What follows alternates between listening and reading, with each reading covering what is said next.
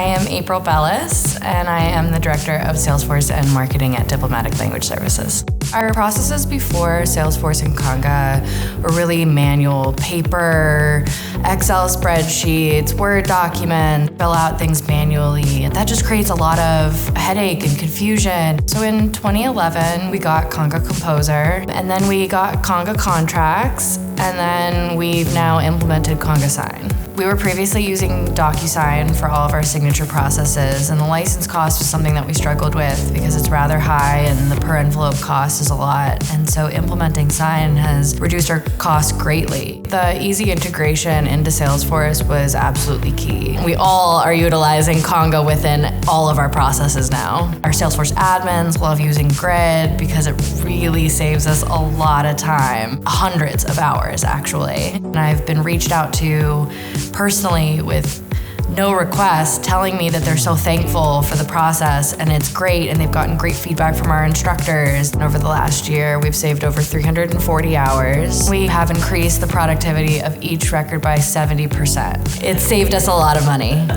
Implementing Conga has improved our response rate, which has improved our opportunity win rate. We think that going into the future, it's going to help us future-proof our business.